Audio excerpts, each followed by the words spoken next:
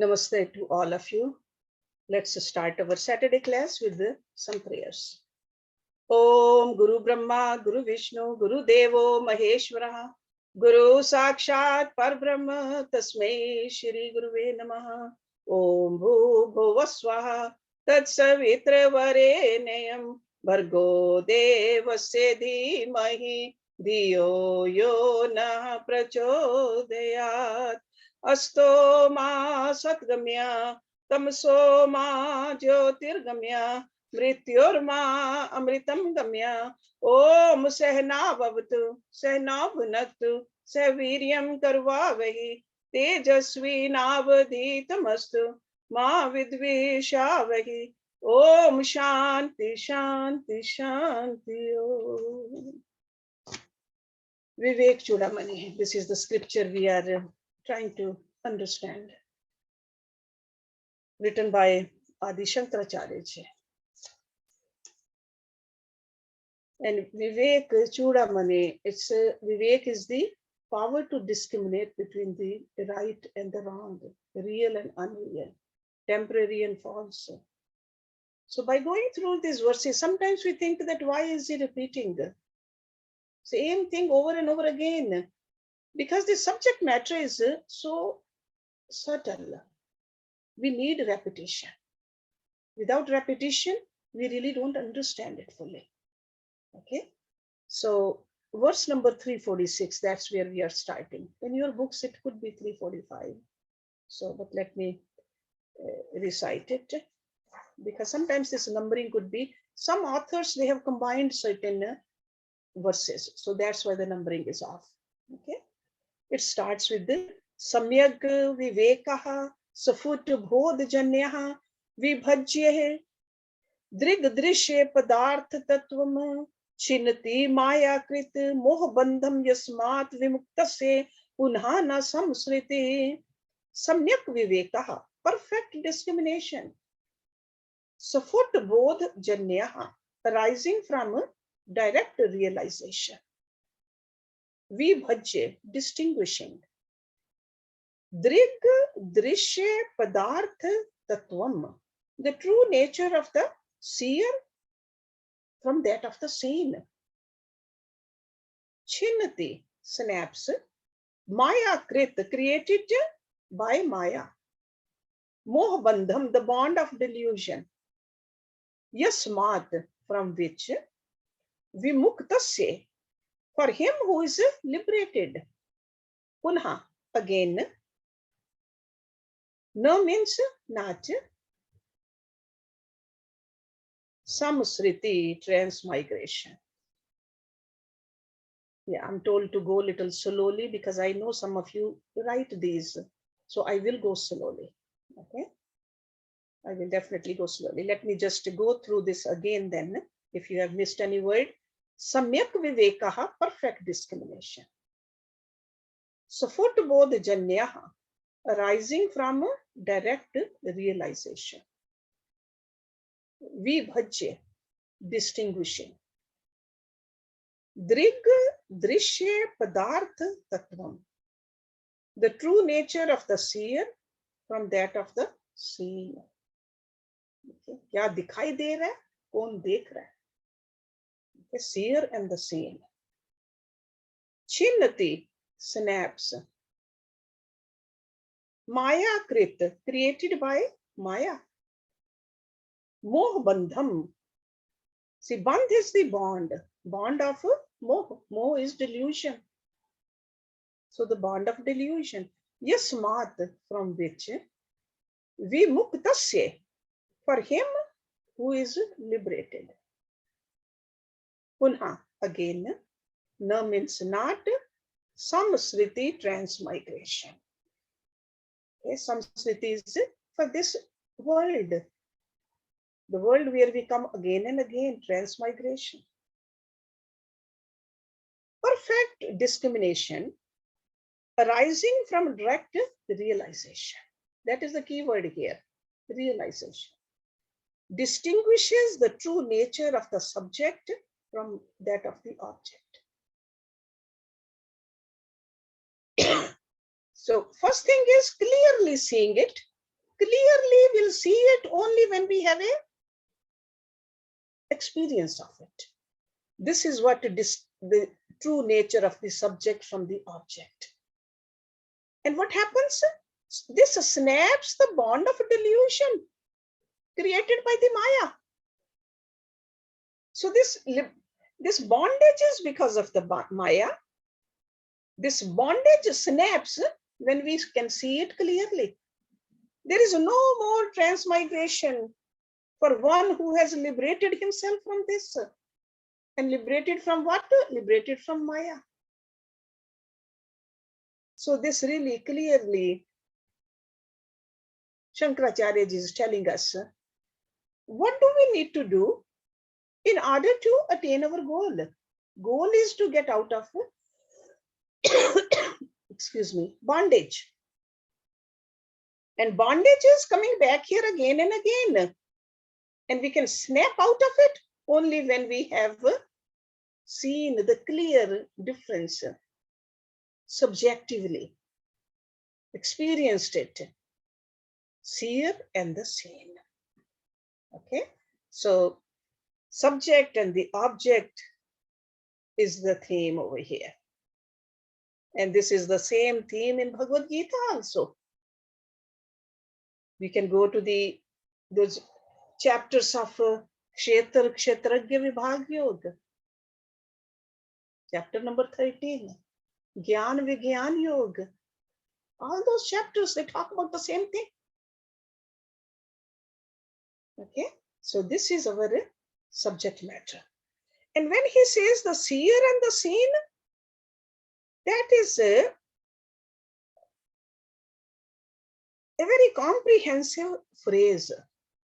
These are not just the words. So it's not only seer and the seen, it also means hearer and the heard, smeller and the smelt, taster and the tasted, toucher and the touched, knower and the known.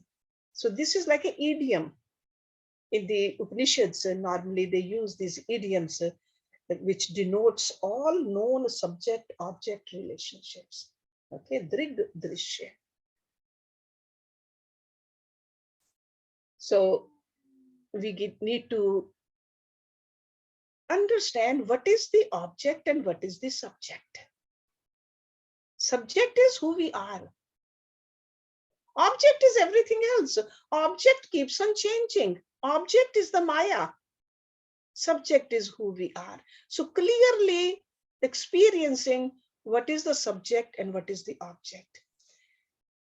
What really happens then? When we have this clarity, when we have experienced it, all our vasanas, they get destroyed. When we know who we are. So this realization cuts down the avidya along with all its effects. And what are the effects of the avidya? Asmita, rag, dvesh, abhinivesh. Those are the effects of the avidya. So effects of non-apprehension of reality are the delusions or the misapprehensions. And because of these, there's a bondage. So that's why Shankaracharya is saying all the bondage, they get snapped out. There's a vivid and direct apprehension of reality. To such a person, there cannot be any more sansar. This person can be living also here among us, but this sansar is not here because this person knows this is not real. The real is only that subjective experience. I am the Atma, which is part of Paramatma. Okay, so this is what he is trying to tell us in this verse.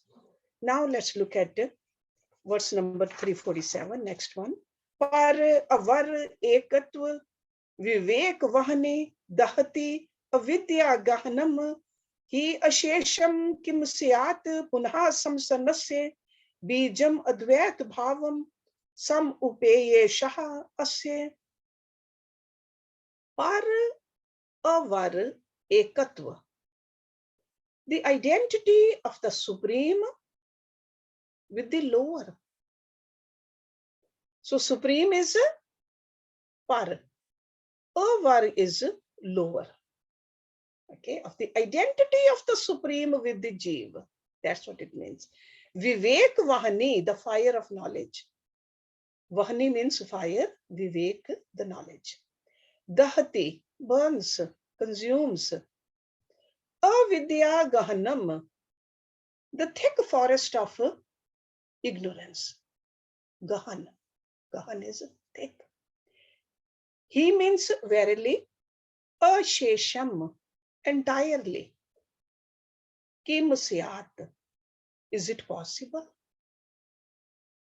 Punha, again. It's like he's asking a question to us. But we got to ask ourselves, is it possible? Samsarnasya, for transmigration. Bijam, seed. Advait bhavam, the state of oneness or non-duality. See, it's the same thing, whether we say non-duality or oneness. Okay? Advait bhav. Sam upeyushaha, who has gained. Gained what? Who has realized this. Asya, for him. The fire of knowledge that the Jeev is the Brahma. Ekatvam. There's a oneness between these two. Entirely consumes the impenetrable forest of avidya.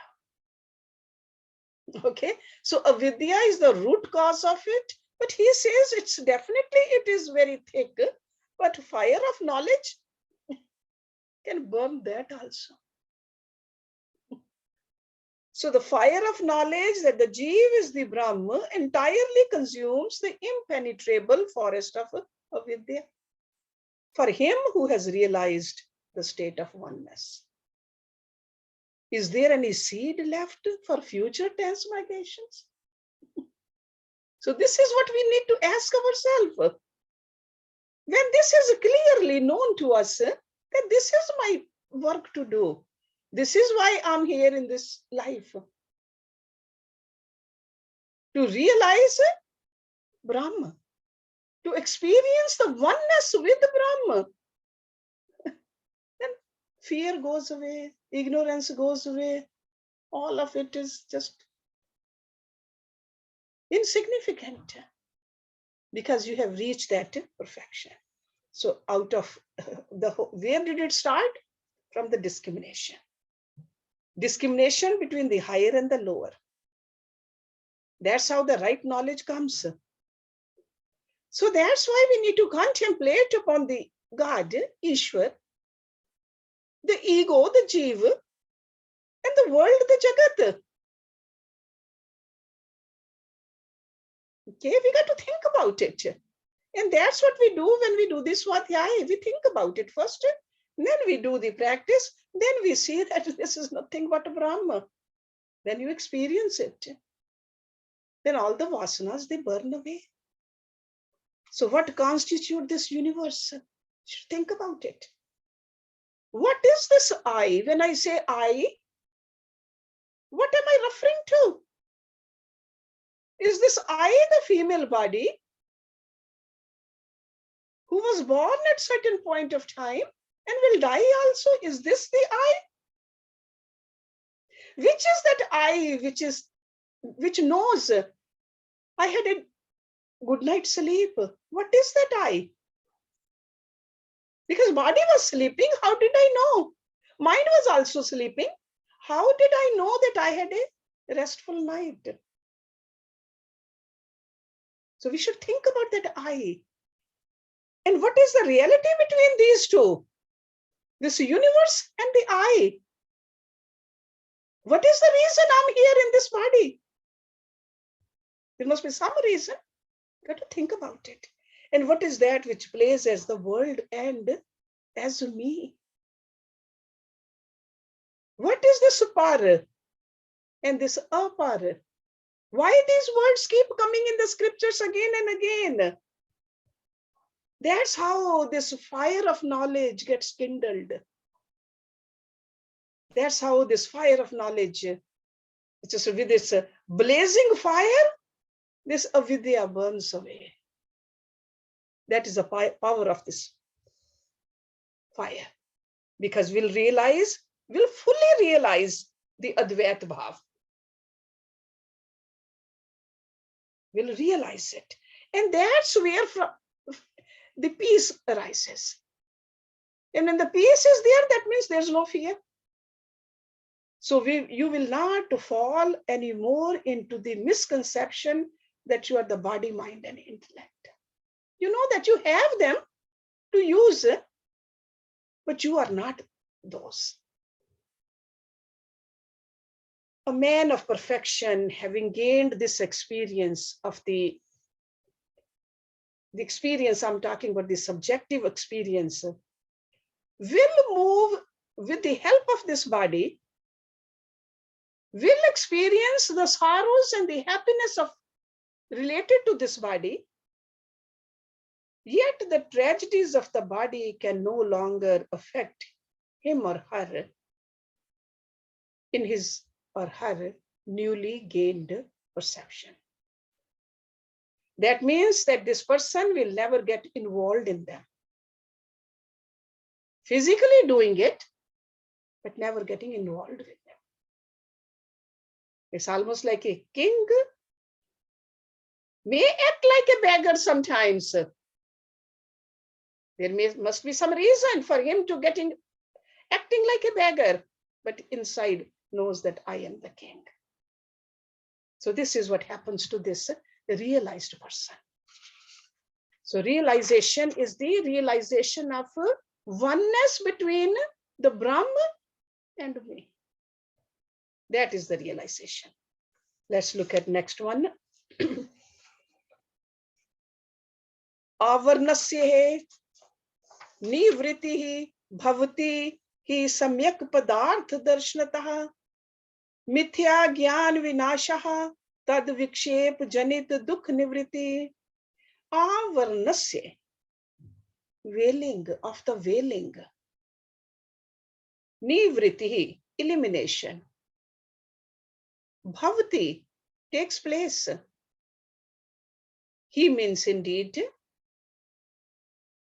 samyak padarth darshnatah, when reality is fully experienced. Okay, samyak means fully. Mithya gyan vinashah, the destruction of illusory knowledge. Vinash, mithya gyan ka vinash.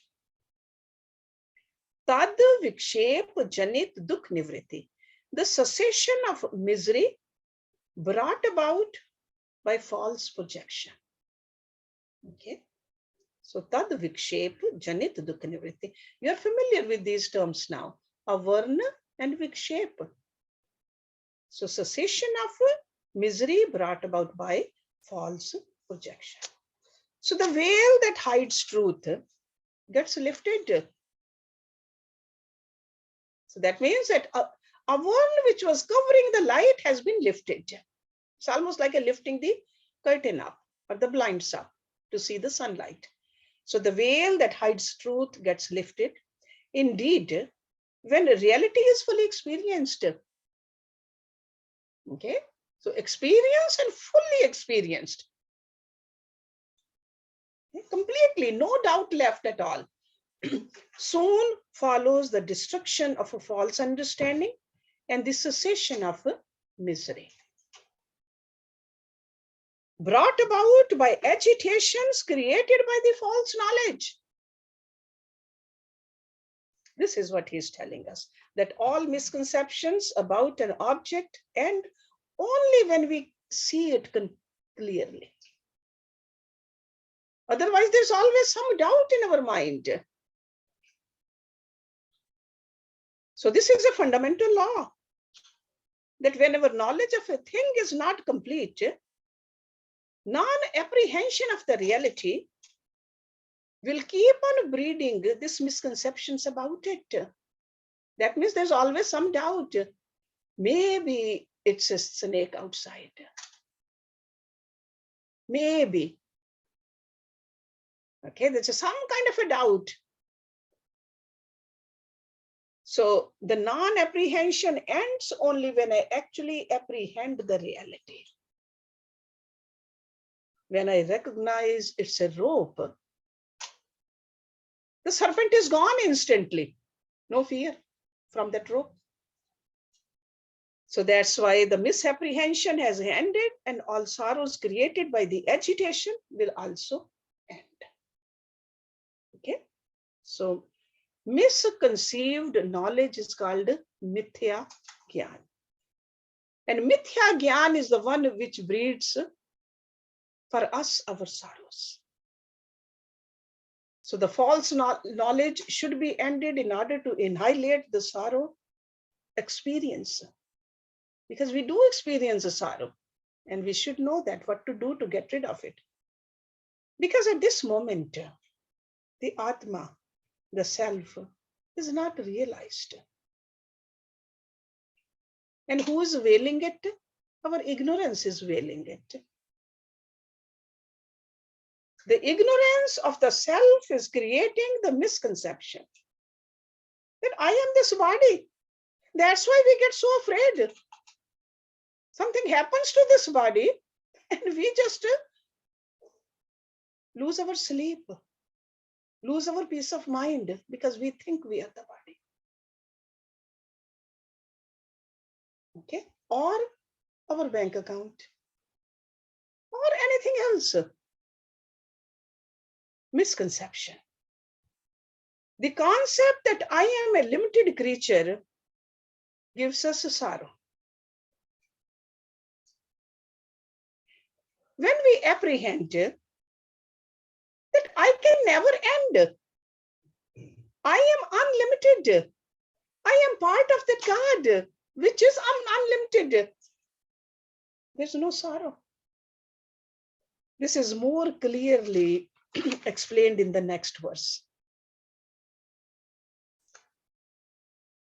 Etat tritayam drishtam samyak rajju savrup vigyanat tasmat vastu satavam gyatavyam bandh muktaya vidushaha. Etat, this, tritayam, three. It's like a group of three.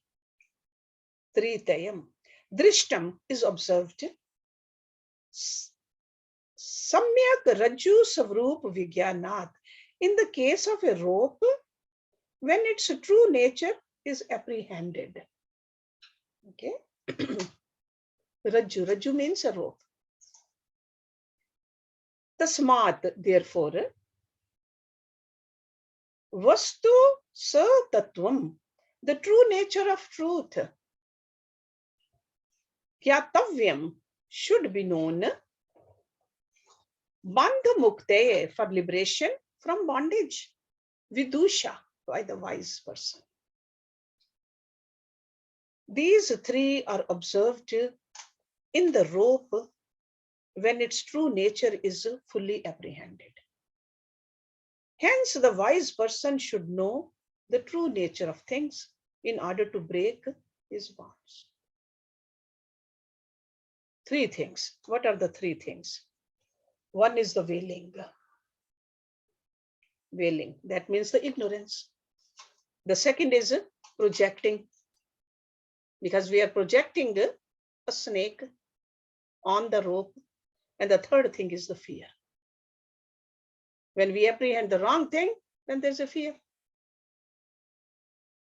So when the knowledge of a rope is veiled from our cognition, three conditions are experienced. That's what he's trying to tell us. Okay. So the same thing in this body also. When we think we are the body, we have veiled the real us, the Atma. And that's where the sorrow comes from. Because the nature of this body is to, once it's here, it will grow. It will grow old, it will grow weak. And ultimately it will get destroyed. That is the nature of the body. And when we think that we are the body, we have forgotten who we are in reality. Suffering is there then. Sorrow is there. because we have misapprehended. Misapprehension is not letting us see who we are. So it's not about the rope and the snake only. The real thing is that not knowing who you are. Okay. So rope and a snake again and again, he brings in there because by the help of that example, we should understand what is the real problem. Sure, if there's a rope out there, we can turn the light on. But we have to turn the light on here inside us. This is the real problem. That we have forgotten who we are. So with these examples, he's taking our mind towards our real problem. Because these three are always there whenever there's a veiling of the truth. So it's absolutely essential for human beings to be hungry for experience like this. I want to know who I am. That kind of a hunger. We need to know the nature of our self in order to end this non-apprehension of the self. Because non-apprehension of the self is the one which is giving us the consequent misconceptions. And outcome of that is what?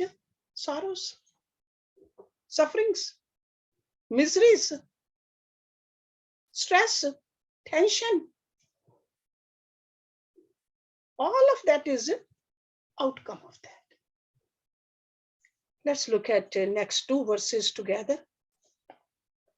Again, he's giving us with the help of an example that how come we forget it? We are the Atma, which is part of the Paramatma, but how come we have forgotten? He says, Aya Agni Yogat Ev Sat Samanvyat Matra Adi Rupen Vijrimbrate Dhitat Karyam Etat Dvityam Yatam Risha Drishtam Brahm Swapan Manoratheshu. Aya. Aya means a piece of iron. Agni Yogat, through contact with the Agni, the fire. So blazing fire, you put a piece of iron in it. Iv means just as. Sat Samanvayat, through the eminence of reality. Matra Adi Rupen, in the form of the knower, etc. Vijrimbhate, manifests. Dhi means the intellect, like a buddhi, dhi. Tat karyam, its effects. Etat, these. Dvityam, two. Yata, since. Mrisha, unreal. Drishtam, or observed. Brahma Swapan Manoratheshu, in a delusion, dream, and imagination. Brahma Swapan and Manorath. Delusion, dream, and imagination. Just as a piece of iron now, through contact with the fire, manifests as fire. The intellect manifests itself as the knower and the known through the immanence of Brahman. These two, the effects of the intellect, are observed to be unreal, as in delusion, dream, and imagination. Then continuation of this verse is the next one. Tataha vikaraha prakrite ahamamukha dehe avasanaha Vishyaha cha sarvekshane anyatha bhavitya hi amisham asatvam atma tu kadapi na anyatha.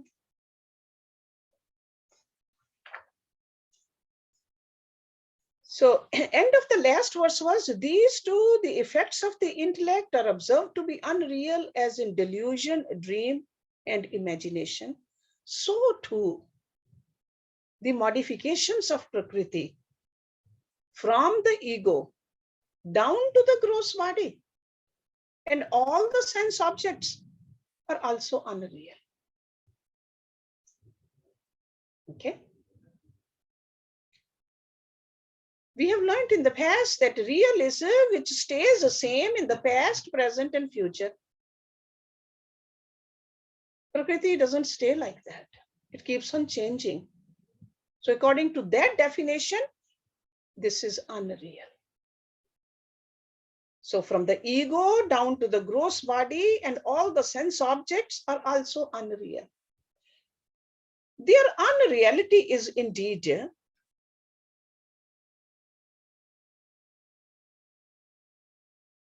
their being subject to change. See, due to their subject of change, every moment, and the Atma never changes. Okay, something which changes is not real.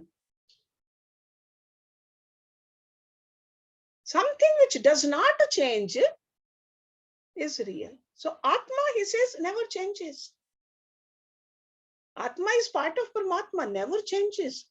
Prakriti changes. So Prakriti is unreal. So then why do we think that our intellect is Atma?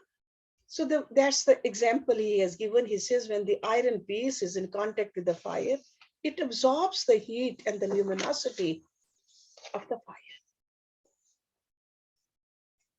Once the piece is in a long time in the fire, it's difficult to tell which is glowing, the iron piece or the what is burning in there already. It could be a charcoal, it could be wood, it could be just a gas. You think it's just a fire coming from that iron piece. So the same way he's saying, when the not self, the Prakriti, is in contact with the self, which is called consciousness also, it acquires those similar qualities. It seems like that is the real, even though it's not. Iron piece is not the fire, but it seems like it's a fire. The same way this intellect, or not self, anything, it could be any object, it's part of it, and we think it's the Paramatma or Atma. Otherwise, the body, the mind, the intellect, they are all inert by themselves. They don't have any light of their own. They are inert, jada. So the knowing principle behind, no matter how intelligent somebody's buddhi is, or how beautiful the body is, or how sharp the mind is, what is that light? What is that energy? That's Atma. The real light is the Atma. Real energy is coming from Atma and Paramatma. So once we know this clearly, the difference between the Atma and the Prakriti, subjective experience of it, this is what he's talking about. So Atma is the one which is working through the intellect. Not only becomes the knower, but also the world to be known. The subjects and the objects of the world are both the play of the consciousness through the intellect. Okay, this is what we have to understand. So it's like a subject-object relationship. We got to see that what is subject and what is the object. And it's just like a play. It's a play going on. So the changeless is the real. Remember that. This is the formula. Changeless is the real. The Atma is real. There is no change in it. It does not know any change. It can never change. So this verse gives a beautiful example to show how the infinite, the finite, has emerged. Ayo Agni Yoga Deva is called a superimposition or adhyas. It's a superimposition. It's like a mutual. Superimposition is always mutual. It just seems like that. See, just like you can superimpose only a snake on the rope. You cannot superimpose a cow on the rope. Okay? So there got to be some kind of a similarity also. So today we see this body, mind, intellect, ego, its sorrows, and we think that these exist, but the reality of God, the consciousness, does not exist for us. We have forgotten. So it's also called mutual superimposition, ananya adhyas. What we see in the world around is the expression of the infinite truth. All the names and forms are the projection of our mind. In the next verse, he's giving us some more the terms so that we can understand what this Atma is. It's like we cannot define Atma, but there are some indicators which will take our mind towards Atma. Nitya, Advaya, Akhand, Chit, Ek Rupaha, Buddhi Adi Sakshi, Sat Asat Vilakshanaha, Aham Pad, Pratyeh Lakshitarthaha, Pratyak Sadanand, Ghanaha, Paratmaha, Nitya eternal, Advaya non-dual, Akhand unbroken, Chit knowledge, Ek Rupaha of one form, Buddhi Adi Sakshi the witness of the intellect, etc. Sat Asat Vilakshanaha distinct from the gross and the subtle. Sat Asat. Aham Pad Pratyeh Lakshitartha, which is implied meaning of the term I. See, I is the Aham Pad. Okay, so which is the implied meaning of the term I. Pratyak, subjective. Sadanand Ghanaha, the embodiment of eternal bliss. Paratma, the Supreme Self. Eternal, non-dual, unbroken knowledge of one form, the witness of the intellect, etc. Neither gross nor subtle. Indicated by the term I, the embodiment of subjective eternal bliss is the nature of the Supreme Self.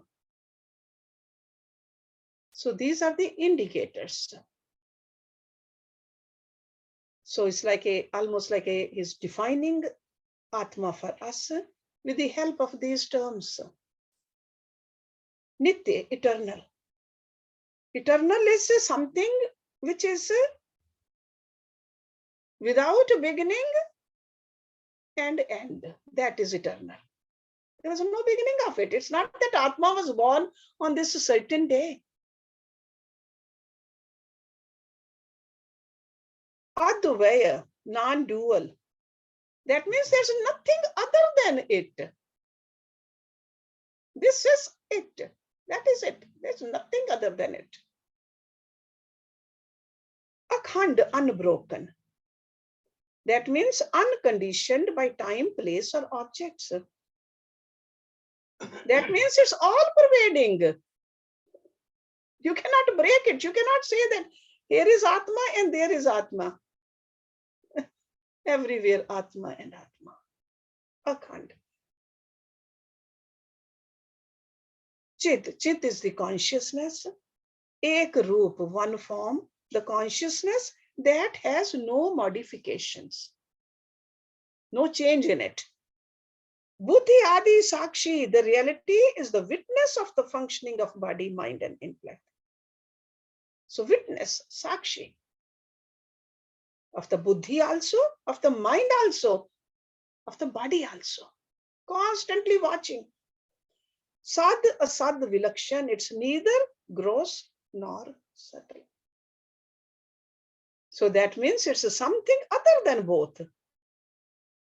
Or in other words, you can say that it's something unique. Because normally we say this is gross, this is subtle, this is subtlest. It's unique. Cannot explain it. So a thing which is gross or subtle, we can say that it exists or it exists not. And these are the judgments of the intellect. With the help of certain standards of understanding, we classify things. It exists, it does not exist. Or we say it's good, it's bad, it's subtle, it's gross. Because these are all what? We say it with the help of our intellect. Because we are conscious of it and we estimate with the help of our intellect. However, the Atma, which illumines the gross, illumines the subtle, is in itself something other than them. Okay? So the Atma is indicated by the subject I, Aham Pad. I am a Brahma, Aham Brahmasmi. This I. This I is not body, this I is not mind, this I is not intellect. This consciousness, the true I, is present everywhere. And in order to experience this supreme self, par Atma, we will have to go into the very subject of our being, Pratyag. That's what he is telling us. We cannot find it somewhere else. We have to find it first right here. At all times, the self is a totality of bliss. Sada Anand Ghan. This is the term scriptures use. Why? Because there's no sorrow in it. Ghan means it's a marginous. It's dense. There's nothing other than the bliss in it. No room for sorrow. Because the causes for the sorrow are what? Whenever there's a change, there's a sorrow. Sorrow is when this body becomes sick, when this mind becomes agitated. That is a sorrow. But in Atma, there's no sorrow. Sorrows are only in our body, mind, intellect, our feelings, our emotions, our things, the objects. When these have been transcended, we have fully experienced that we are not these. What happens? All agitation ends. And when there's no agitation, there's no sorrow. So therefore, this Anand Ghan is called as Atma. Anand Ghan. Okay, so let's stop it here and we will go through some question answer, some discussion just for a few minutes. Om Purnamada Purnamidam Purnat Purnamudachyate Purnasya Purnamadaye Purnameva Visheshyate. Om Shanti Shanti Shanti Om. Thank you very much.